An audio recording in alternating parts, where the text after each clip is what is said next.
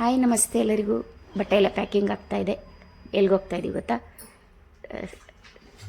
ಸಾಲಾಗಿ 3 ದಿವಸ ರಜೆಗಳಿರೋದ್ರಿಂದ ನಮ್ಮ ಮಕ್ಕಳು ಇನ್ನೊಂದು ದಿವಸ ಎಕ್ಸ್ಟ್ರಾ ರಜೆ ಹಾಕ್ಕೊಂಡಿದ್ದಾರೆ. ಗುರುವಾರ 4 ದಿವಸ ರಜೆ ಆಯ್ತಲ್ವ, ಅದಕ್ಕೆ ಟ್ರಿಪ್ ಪ್ಲ್ಯಾನ್ ಮಾಡ್ಕೊಂಡಿದ್ದೀವಿ. ಮತ್ತು ಸಂಜೆ 7 ಗಂಟೆಗೆ ಮನೆ ಬಿಟ್ವಿ. ಹಾಗಾಗಿ ಮನೆಯಿಂದನೇ ಸ್ವಲ್ಪ ತಿಂಡಿ ತೊಗೊಂಡು ಸ್ನ್ಯಾಕ್ಸು ಟಿಫನ್ ಸ್ವಲ್ಪ ಪುಳಿಯೋಗರೆ ಎಲ್ಲ ಮಾಡ್ಕೊಂಡು ಬಂದೆ. ರಾತ್ರಿ 10 ಗಂಟೆಗೆ ಸೈಡಲ್ಲಿ ಒಂದು ಗಾಡಿ ಹಾಕಿ ಒಂದು ಕಡೆ ಎಲ್ಲರೂ ತಿಂಡಿ ತಿಂತಾಯಿದ್ದೀವಿ. ರೋಡ್ ಸೈಡ್ ನಿಂತ್ಕೊಂಡು ತಿನ್ನೋದು ಅದೊಂಥರ ಎಂಜಾಯ್ಮೆಂಟ್ ಅಲ್ವಾ, ಹಾಗೆ ತಿಂತಾಯಿದ್ದೀವಿ. ಮತ್ತು ಎಲ್ಲೂ ಬಂದಿದ್ದೀವಿ ನೋಡಿ. ಬೆಳಗ್ಗೆ ರಾತ್ರಿ ಮನೆಗೆ ಬರೋಷ್ಟೊತ್ತಿಗೆ 1 ಗಂಟೆ ಆಗಿತ್ತು. ಇವಾಗ ಬೆಳಗ್ಗೆ ಎಲ್ಲರೂ ಎದ್ದು ತಿಂಡಿ ಮಾಡ್ಕೊಂಡಿದ್ದೀವಿ. ಚಿತ್ರಾನ್ನ ಮೊಸರನ್ನ ಪ್ಯಾಕಿಂಗ್ ಮಾಡ್ಕೊಳ್ತಾ ಇದ್ದೀವಿ. ಎಲ್ಲಿರೋದು ಗೊತ್ತಾ? ಇದು ಚಿಕ್ಕಮಗಳೂರು, ನಮ್ಮ ಓರ್ಗಿತಿಯವರ ತವ್ರ ಮನೆ.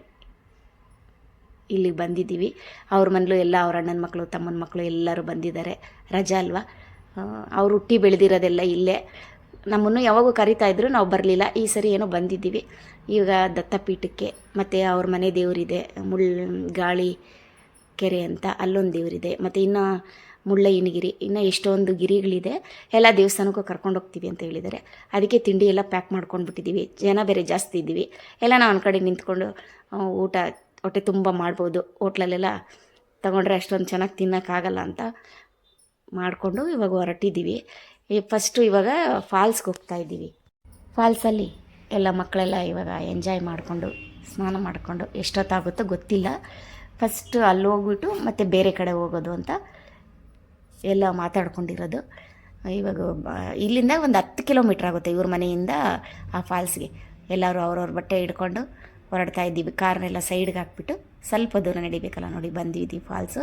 ಈ ಫಾಲ್ಸ್ ಹೆಸರು ಹೊನ್ನಮ್ಮನ ಹಳ್ಳ ಅಂತ ಹೇಳ್ತಾರಂತೆ. ತುಂಬ ಫ್ರೆಶ್ ಆಗಿದೆ ನೀರು, ಎಷ್ಟು ಚೆನ್ನಾಗಿದೆ ಅಂದರೆ ಇಲ್ಲಿ ಎಲ್ಲರೂ ಮಕ್ಕಳು ಎಲ್ಲ ತುಂಬ ಹೊತ್ತು ಎಂಜಾಯ್ ಮಾಡಿದ್ರು. ಮತ್ತು ಸ್ನಾನ ಮಾಡ್ಕೊಂಡ್ರಲ್ಲ, ಎಷ್ಟು ಅಂದರೆ ಮೈ ಎಲ್ಲ ಅಷ್ಟು ಹಗುರ ಆಗೋಯ್ತು. ಈ ನೀರು ಹರಿತಾ ಇದೆ ನೋಡ್ರಿ, ಇದು ಕೆಳಗಡೆ ನಿಂತ್ಕೊಂಡ್ರೆ ಅಷ್ಟು ಚೆನ್ನಾಗಿ ಅನ್ನಿಸ್ತು. ಎಲ್ಲರೂ ತುಂಬ ಹೊತ್ತು ಮಕ್ಕಳೆಲ್ಲ ನೀರಲ್ಲಿ ಆಟ ಆಡಿದ್ರು. ಈ ಮಳೆಗಾಲ ಆದರೆ ಇನ್ನೂ ಸ್ವಲ್ಪ ಜೋರಾಗಿ ಹರಿಯುತ್ತೆ. ಇವಾಗ ಸ್ವಲ್ಪ ಮಳೆ ಇಲ್ಲವಲ್ಲ, ಅದಕ್ಕೆ ಸ್ವಲ್ಪ ತೆಳ್ಳಗೆ ಹರಿತಾ ಇದೆ. ಆದರೂ ಅದರಲ್ಲೇ ಎಲ್ಲ ಎಂಜಾಯ್ ಮಾಡಿಕೊಂಡ್ರು. ಚೆನ್ನಾಗಿತ್ತು ಆಟ ಮಕ್ಕಳೆಲ್ಲ ಆಟ ಆಡಿಕೊಂಡು ಸ್ವಲ್ಪ ಜಾಸ್ತಿ ಹೊತ್ತೆ ಇಲ್ಲಿ ಟೈಮ್ ಸ್ಪೆಂಡ್ ಮಾಡಿದ್ವಿ.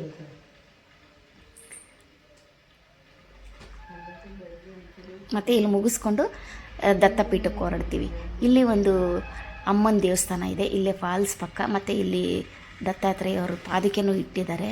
ಹಾಗೆ ನಾವು ಮಾಡ್ಕೊಂಬಂದಿದ್ದ ತಿಂಡಿನೆಲ್ಲ ಇಲ್ಲಿ ಒಂದು ಕಡೆ ತಿಂತ ಚೆನ್ನಾಗಿ ಎಂಜಾಯ್ ಮಾಡಿದ್ವಿ. ಸುತ್ತು ಬೆಟ್ಟದ ಮಧ್ಯೆ ನಿಂತ್ಕೊಂಡು ತಿಂಡಿ ತಿನ್ನೋದು ಎಷ್ಟು ಖುಷಿ ಅಲ್ವಾ.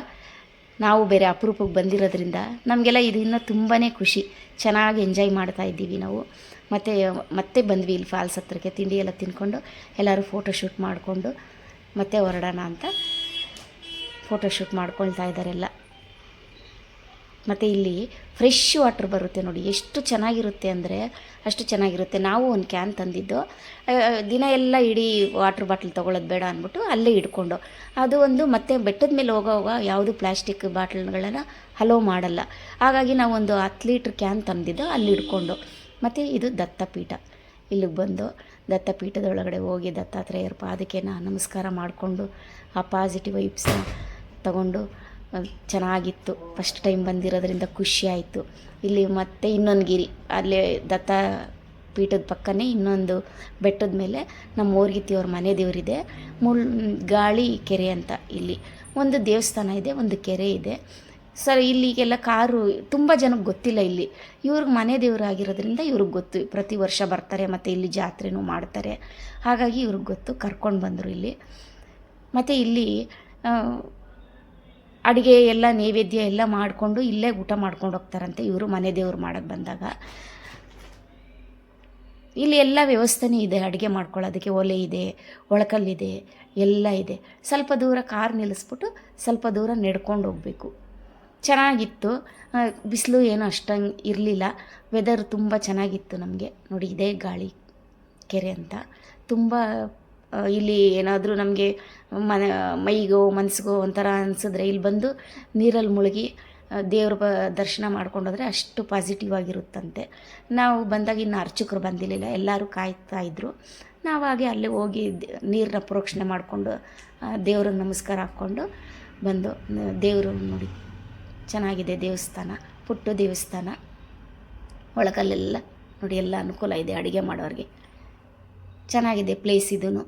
ಮತ್ತು ಇಲ್ಲಿ ಫೋಟೋಶೂಟ್ಗೆ ಮತ್ತೆ ಬಂದರು ಎಲ್ಲ. ಈ ದೇವಸ್ಥಾನ ಹಿಂದ್ಗಡೆ ಚೆನ್ನಾಗಿತ್ತು ಅಂತ ಹೇಳ್ಬಿಟ್ಟು ಇಲ್ಲಿ ಸ್ವಲ್ಪ ಹೊತ್ತೆಲ್ಲ ಟೈಮ್ ಸ್ಪೆಂಡ್ ಮಾಡಿಕೊಂಡು ಹೊರಡ್ತಾ ಇದ್ದೀವಿ. ಇನ್ನು ತುಂಬ ಕಡೆ ಹೊರಡಬೇಕು. ಅದಕ್ಕೆ ನೋಡಿ ಇವರು ಯಾರೋ ಇವತ್ತು ಮನೆ ದೇವ್ರು ಮಾಡ್ತಾಯಿದ್ದಾರೆ, ಅದಕ್ಕೆ ಸಾಮಾನೆಲ್ಲ ತರ್ತಾಯಿದ್ದಾರೆ. ಕೆಳಗಿಂದ ತೊಗೊಂಬರೋದು ಸ್ವಲ್ಪ ಕಷ್ಟನೇ ಇದೆ. ನೋಡಿ ಸೌದೆಯಿಂದ ಎತ್ಕೊಂಬರ್ತಾ ಇದ್ದಾರೆ ಇವರು. ಸೌದೆ ಪಾತ್ರೆಗಳು ಪ್ರತಿಯೊಂದು. ಇಲ್ಲಿ ನಾನ್ ವೆಜ್ ಅಡುಗೆ ಮಾಡೋದ್ರಿಂದ ನಾನ್ ವೆಜ್ ನೋಡಿ ಇವರೆಲ್ಲ ಕೋಳಿ ಹಿಡ್ಕೊಂಬರ್ತಾ ಇದ್ದಾರೆ.